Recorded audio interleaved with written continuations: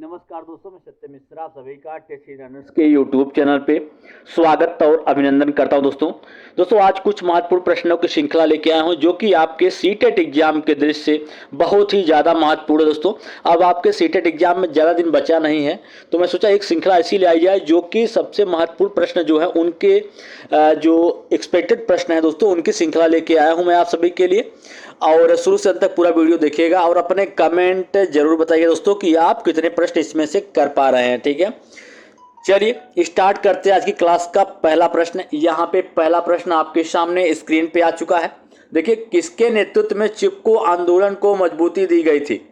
Amrita Devi Bishnoi, Megha Patkar, AK Banerjee, सुंदर लाल बहुगुणा। तो सबसे पहले आप जान लीजिए कि चिपको आंदोलन जो था इसमें हुआ क्या था। तो आपको बता दें कि चिपको आंदोलन उत्तराखंड में दोस्तों स्टार्ट हुआ था, जहां पे वहां पे वृक्षों से चिपक के वृक्षों की रक्षा की गई दोस्तों। ठीक है, तो इस आंदोलन को किसके नेतृत्व में मजबूती मिली थी? तो वे कौन से दोस्तों? सुंदर लाल बहुगुणा। तो इस प्रश्न का राइट जवाब क्या होगा? ऑप्शन नंबर 4 हो जाएगा। चलिए अगले प्रश्न पे, प्रश्न संख्या नेक्स्ट है और सभी प्रश्न दोस्तों बहुत ही महत्वपूर्ण है। ठीक है, यदि हम पक्षियों को देखते हैं तो हम पाते हैं कि अधिकांश पक्षी अक्सर अपनी गर्दन हिलाते हैं। इसका कारण यह है कि उनके कान ढके होते हैं और वे उड़ सकते हैं। पक्षियों की 2 आँखें होती हैं, उनकी आँखें एक समय में 2 अलग अलग वस्तुओं पर ध्यान केंद्रित कर सकती हैं। अधिकांश पक्षियों में आँखें स्थिर होती हैं और हिल नहीं सकती हैं। दोस्तों आप बता दें कि अधिकांश पक्षियों को हम देखते हैं तो ये पाते हैं कि वे पक्षियाँ जो होती हैं अक्सर अपनी गर्दन को हिलाते रहती हैं। तो इसका एक कारण ये होता है कि उनकी अधिकांश पक्षियों की जो आँखें होती हैं वो स्थिर होती हैं। कहने का मतलब वो हिल नहीं सकती हैं। यही कारण होता है कि वे अपनी गर्दन को अधिक हिलाते हैं। ठीक है, तो इस प्रश्न का राइट जवाब ऑप्शन नंबर 4 होगा दोस्तों। चलिए अगले प्रश्न पे, प्रश्न संख्या नेक्स्ट है। यहाँ पे देखिए क्या पूछ रहा है कि जो जानवर रात में जागते हैं वे वस्तुओं को कैसा देख सकते हैं? दोस्तों प्रश्न पूछा हुआ है पिछले परीक्षाओं में, करा कि जो जानवर रात में जागते हैं वे वस्तुओं को कैसा देखते हैं? सभी रंगों में, केवल काले और सफ़ेद रंगों में, केवल हरे रंग में, केवल लाल रंग में। तो ऐसे जानवर जो रात्रिचर होते हैं जिसको बोला जाता है, रात में जागने वाले जानवर को ही रात्रिचर बोला जाता है। तो वे हर चीज़ को किस रूप में देखते हैं? केवल 2 ही कलर वो देख पाते हैं, कौन सा? काला और सफ़ेद। तो इस प्रश्न का राइट जवाब क्या होगा? ऑप्शन नंबर 2 हो जाएगा। चलिए दोस्तों अगले प्रश्न पे, प्रश्न संख्या नेक्स्ट है। और दोस्तों बहुत ही ज़्यादा कह सकते हैं कि इंपॉर्टेंट प्रश्न है, मोस्ट एक्सपेक्टेड। इनकी संभावना है कि आपके पेपर में आपको देखने के लिए मिल सकते हैं। प्रश्न संख्या नेक्स्ट है, जहाँ तक हम देख सकते हैं कुछ पक्षी हमसे 4 गुना अधिक देख सकते हैं। ये पक्षी कौन से हैं? कौवे, चील, कोकिला, बाज, कबूतर, तोते, चील, बाज, गिद्ध या कबूतर, कौवे, मोर। दोस्तों आपको बता दें कि जहाँ तक हम देख सकते हैं कुछ पक्षी ऐसे होते हैं जो कि हमसे 4 गुना अधिक देख सकते हैं। वे कौन से होते हैं? चील होता है, बाज और गिद्ध जो होते हैं हमसे 4 गुना अधिक दूर की वस्तुओं को देख सकते हैं। इस प्रश्न का राइट जवाब ऑप्शन नंबर 3 हो जाएगा।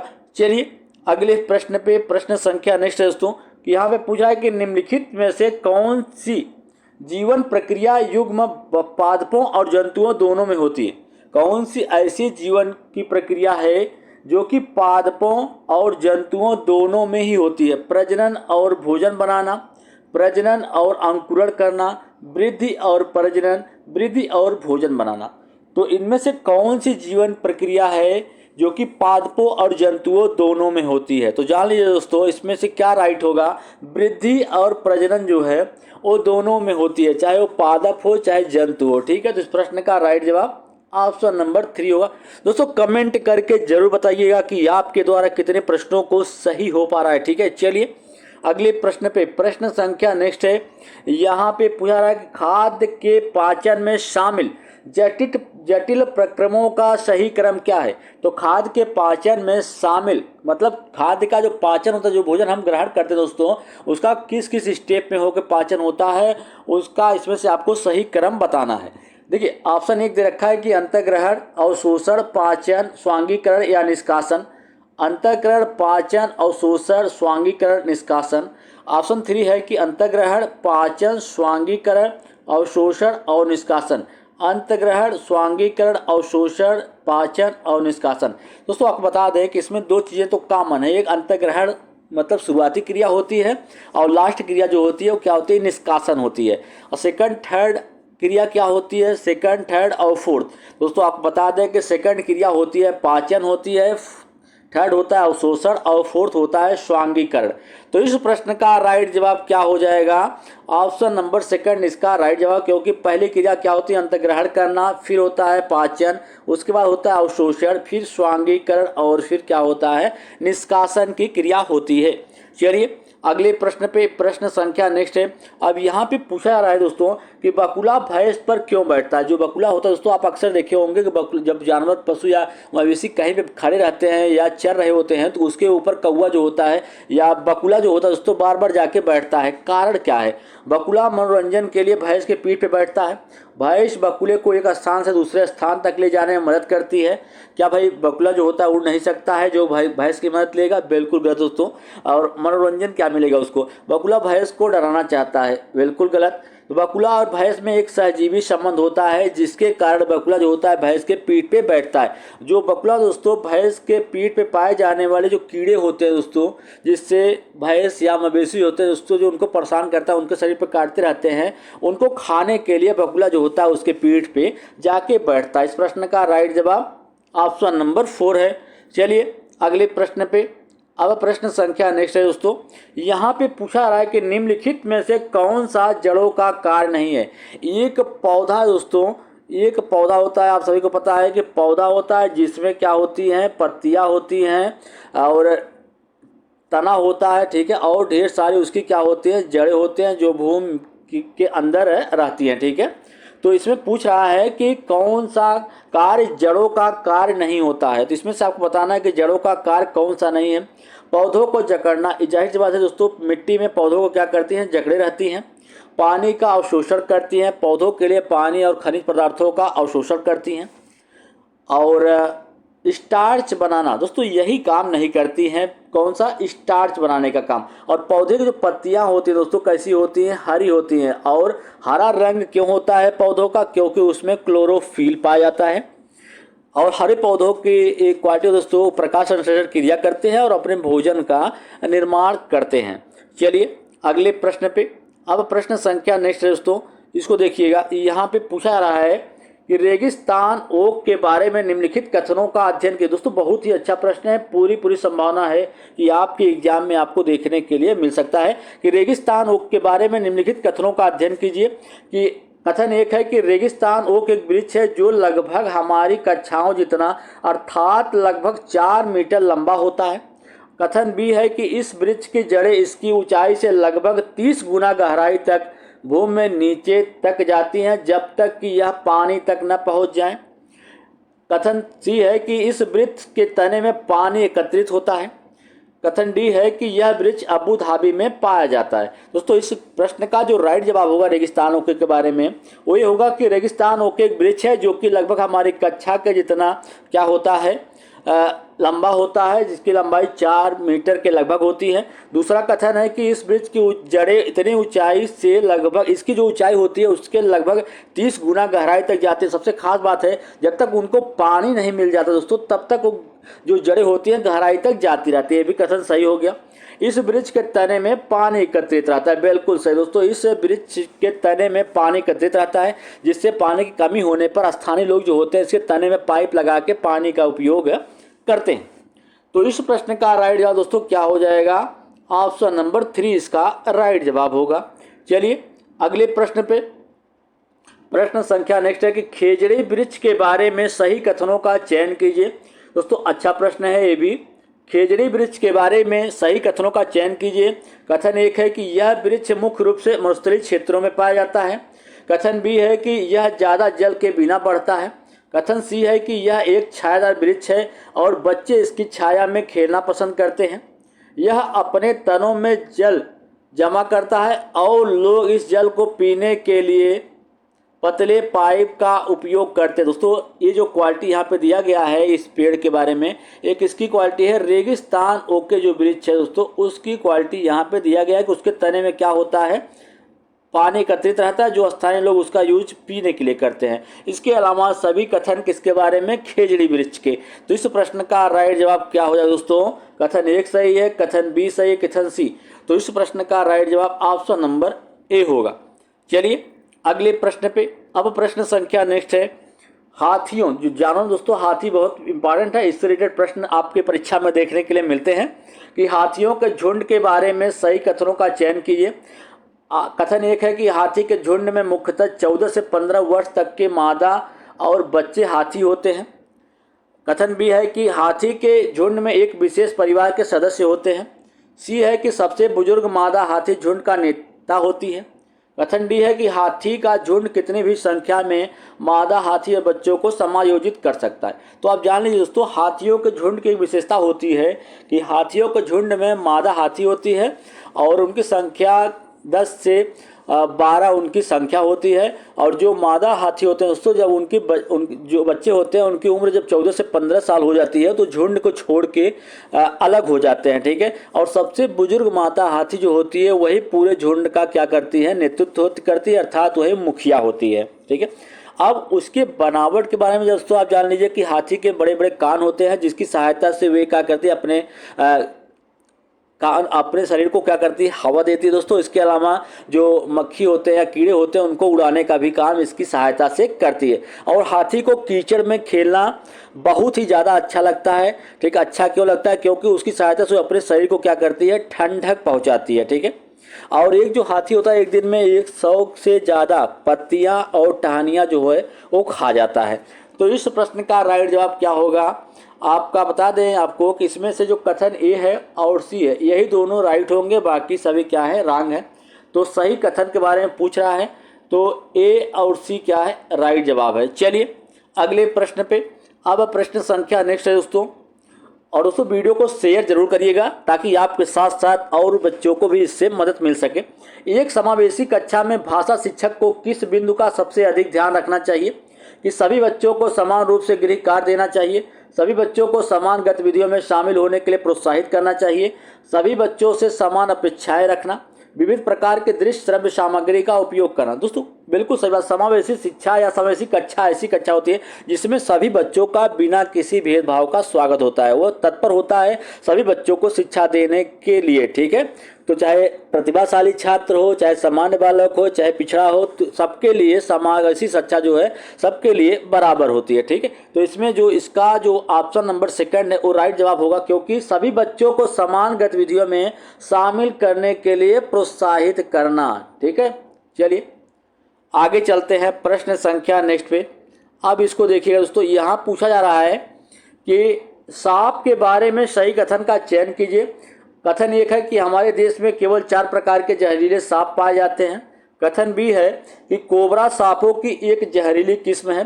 कथन सी है कि एक जहरीली सांप के 4 खोखले दांत होते हैं जिसके माध्यम से जहर सांप के काटने पर किसी व्यक्ति के शरीर में प्रवेश करता है। कथन डी है कि सर्पदंश की दवा सांप के जहर से बनाई जाती है। तो इसमें आपको बताना दोस्तों कि कौन सा कथन सही है और कौन सा कथन गलत है। तो आपको बता दें कि हमारे देश में केवल 4 प्रकार के सांप पाए जाते हैं। कितने प्रकार के? 4 प्रकार, बिल्कुल सही। कोबरा जो है एक सांपों की एक जहरीली किस्म है। कोबरा खास बातें होती दोस्तों, ये अपने घोंसले का भी निर्माण करता है। और कथन डी जो रखा है कि सर्पदंश की दवा सांप के जहर से बनाई जाती है, ये भी सही है। तो कथन ए, बी और डी क्या है? राइट है दोस्तों। तो इस प्रश्न का राइट जवाब क्या हो जाएगा? ऑप्शन नंबर ए क्या होगा? राइट होगा। चलिए अगले प्रश्न पे। अब प्रश्न संख्या नेक्स्ट है दोस्तों, यहाँ पे पूछा रहा है कि निम्नलिखित में से कौन से जानवर के सामने के दांत जीवन भर बढ़ते रहते हैं? दांतों को अधिक लंबा होने से रोकने हेतु उसे वस्तुओं को कुतरते रहना पड़ता है। गिलहरी, छिपकली, चूहा, दीमक। दोस्तों आपको बता दें इसमें से कि कौन से जानवर ऐसे हैं जिनके सामने के जो दांत हैं दोस्तों, जिन्हें जीवन भर क्या होते हैं? बढ़ते रहते हैं। उनको बढ़ने से रोकने हेतु वह वस्तुओं को क्या करता है? कुतरते रहना पड़ता है। तो कौन सा है? गिलहरी है। चलिए अगले प्रश्न पे। प्रश्न संख्या नेक्स्ट है दोस्तों। अब यहाँ पे प्रश्न क्या पूछ रहा है कि ग्रामीण, दोस्तों ये भी बहुत ही अच्छा प्रश्न है। कहा कि ग्रामीण क्षेत्रों में घरों की संरचना उन जलवायु परिवर्तन से जुड़ी हुई है, परिस्थितियों से जुड़ी हुई है जिनमें वे बने हैं। एक गांव जहां घरों में निम्नलिखित विशेषताएं पाई जाती हैं। घर मजबूत बांस के खंभों पर बने होते हैं। घर का अंदरूनी भाग लकड़ी का बना होता है। घर जमीन से लगभग 3 से 3.5 मीटर ऊंचाई पर बनाए जाते हैं। छतें ढलान के साथ साथ बनाई जाती हैं। अगर इस गांव में भारी वर्षा होती है तो यह गांव किस राज्य का हिस्सा है? दोस्तों आपको बता दें कि ऐसा घर जो कि किस पे बनाया जाता है, एक घर है जो कि जिसका निर्माण होता है किस पे, बांस के खंभों पे एक घर का निर्माण होता है। तो सबसे बड़ी बात यह है कि ऐसा घर कहाँ पे पाया जाएगा? असम में। कहाँ पे दोस्तों? असम में ऐसा घर पाया जाएगा। चलिए आगे चलते हैं प्रश्न संख्या नेक्स्ट पे, और अच्छा प्रश्न है दोस्तों। यहाँ पे पूछा रहा है कि रक्त समूह ओ वाले पुरुष का विवाह रक्त समूह ए वाली महिला से होता है तो उनके पहले बच्चे का रक्त समूह ओ होने की कितनी संभावना है?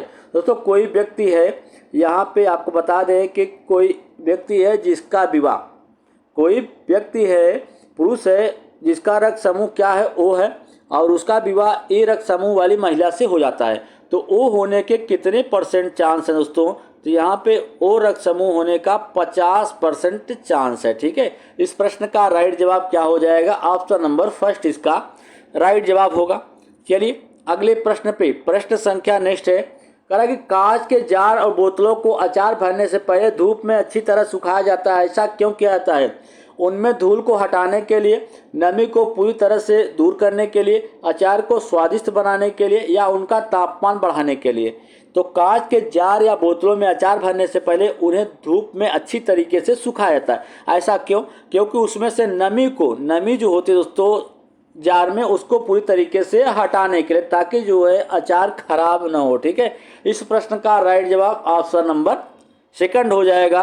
चलिए दोस्तों अगले प्रश्न पे, अब प्रश्न संख्या नेक्स्ट है, और सभी प्रश्न दोस्तों अच्छे हैं। ठीक है, निम्नलिखित में से हमारे देश के कौन से राज्य में व्यक्ति नारियल के तेल में पकाई गई समुद्री मछली खाना अधिक पसंद करते हैं? किसमें? नारियल के तेल में पकाई गई समुद्री मछली खाना पसंद करने वाले कहाँ हैं? गोवा, जम्मू कश्मीर, बिहार या मिजोरम? तो दोस्तों कहाँ पे है? गोवा में। इस प्रश्न का राइट जवाब ऑप्शन नंबर फर्स्ट है। और कभी कभी पूछ लेता है कि सरसों के तेल में पकाई गई मछली खाना पसंद है, तो कहाँ के लोगों को? जम्मू कश्मीर के लोगों को क्या पसंद है? सरसों के तेल में पकाई गई मछली खाना पसंद है। चलिए दोस्तों अगले प्रश्न पे चलते हैं। प्रश्न संख्या नेक्स्ट है, अब उसको देखिएगा। यहाँ पूछा रहा है कि पसंद नापसंद की चर्चा करते हुए छात्र कहता है कि मैं और मेरी माँ दोनों को सांप खाना पसंद है। जब भी हमारा सांप खाने का मन होता है तो हम पास के होटल जाते हैं और लिंगहू फेन खाते हैं। यह छात्र कहाँ का है? असम, हांगकांग, उड़ीसा या अरुणाचल प्रदेश? तो पसंद और नापसंद की चर्चा करते हुए एक छात्र कहता है मैं और मेरी माँ दोनों को सांप खाना पसंद है। जब भी हमारा सांप खाने का मन होता है तो हम पास के होटल में जाते हैं और लिंगहू फेन खाते हैं। यह कहाँ का निवासी है दोस्तों? यह हांगकांग का निवासी है। ठीक है, चलिए अगले प्रश्न पे। अब प्रश्न संख्या नेक्स्ट है। यहाँ पे पूछा रहा है कि मीरा और दिव्या दो छोटी लड़कियाँ हैं। मीरा को समोसा, कटलेट और ब्रेड खाने का शौक है, जबकि दिव्या को आयरन की कमी वाला खाना पसंद है। मीरा और दिव्या क्रमशः निम्नलिखित में से किस रोग से पीड़ित हो सकती है? मोटापा और स्कर्वी और एनीमिया और रतौंधी, मोटापा और एनीमिया। तो दोस्तों आपको बता दें कि मीरा और दिव्या दो छोटी बच्चियां हैं जिनको क्या है कि एक को समोसा, कटलेट और ब्रेड खाना का शौक है, जबकि दूसरे को आयरन की कमी है, वे आयरन वाला खाद्य पदार्थ खाना पसंद करती है। तो जो समोसा, कटलेट और ब्रेड खाएगी उससे कौन सी बीमारी होगी? मोटापा।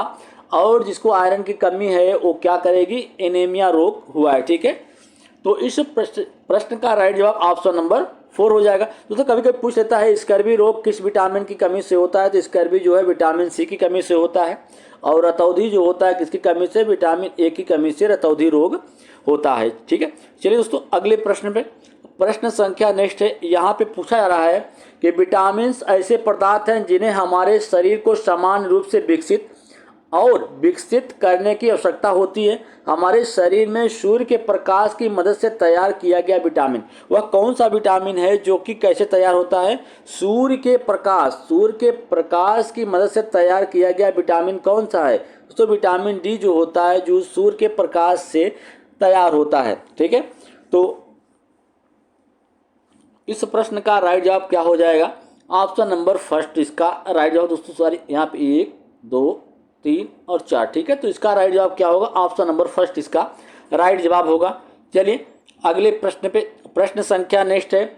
यहाँ पे पूछा है कि मलेरिया का पता निम्नलिखित में से किसकी उपस्थिति के लिए रक्त का परीक्षण करके लगाया जा सकता है?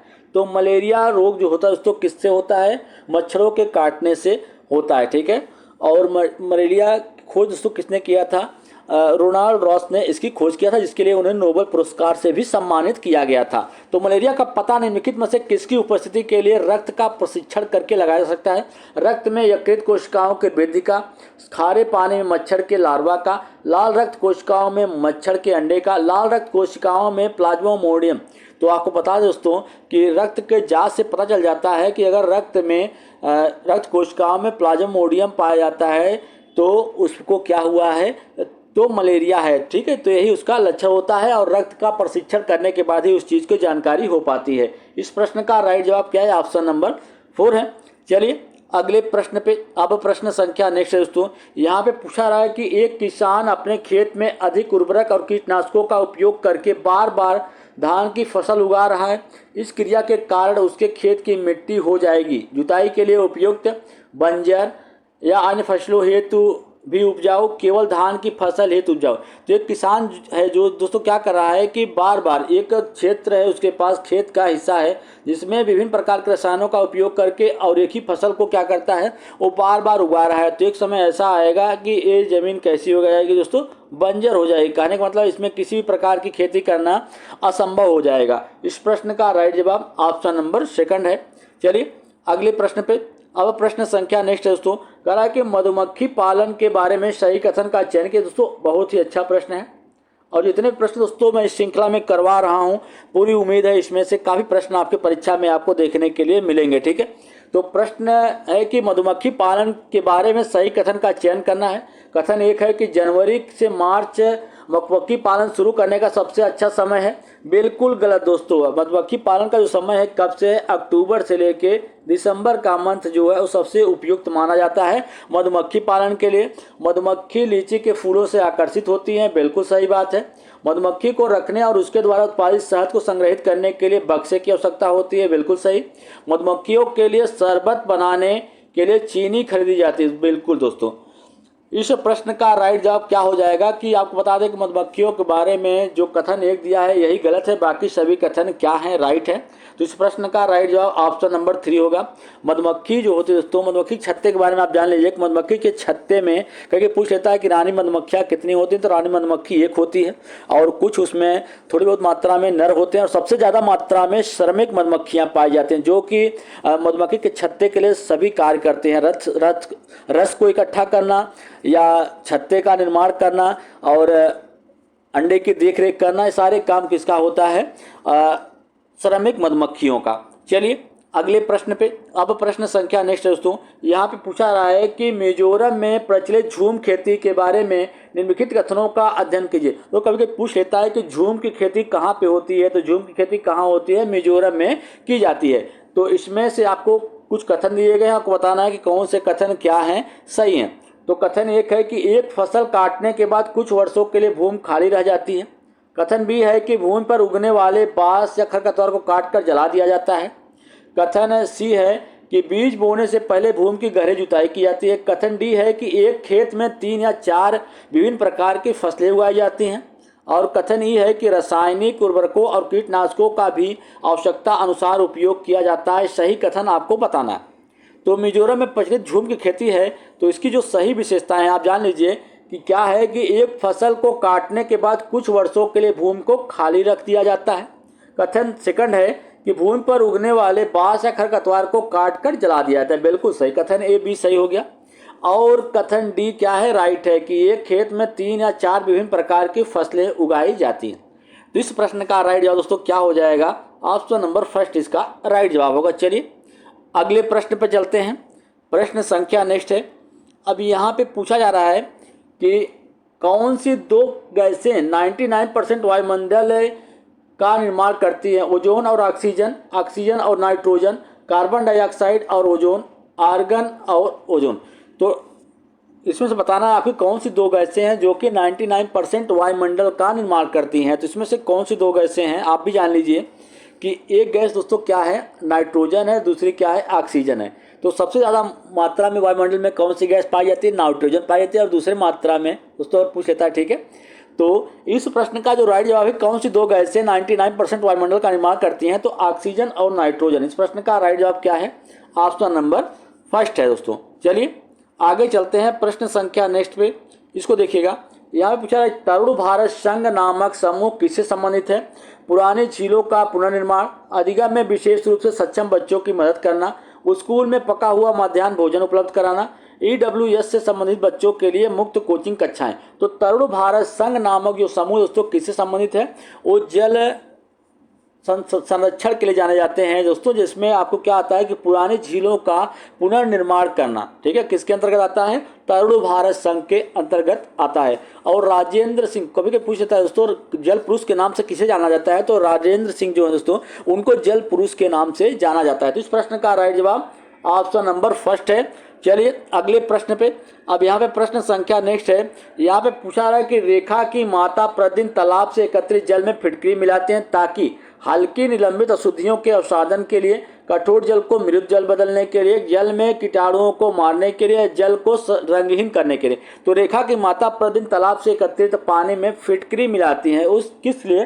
कि ताकि जो जल में थोड़ा बहुत अशुद्धियाँ दोस्तों वे नीचे बैठ जाए, या हल्की निलंबित अशुद्धियों के अवसादन के लिए ऐसा करती हैं। इस प्रश्न का राइट जवाब ऑप्शन नंबर फर्स्ट है। चलिए अगले प्रश्न पे। यहाँ पे पूछा जा रहा है दोस्तों कि क्वथन और वाष्पीकरण में क्या अंतर है? क्वथन पानी की अवस्था में परिवर्तन का कारण होता है, जबकि वाष्पीकरण अवस्था में परिवर्तन का कारण नहीं। वाष्पीकरण किसी भी ताप पर हो सकता है, जबकि क्वथन नहीं। थ्री है कि क्वथन तरल के आयतन में कमी का कारण होता है, और जबकि वाष्पीकरण नहीं। इस प्रश्न का राइट आंसर क्या होगा कि क्वथन क्या होता है? वाष्पीकरण। तो वाष्पीकरण किसी भी ताप पे हो जाता है, जबकि क्वथन किसी भी ताप पे होता नहीं है।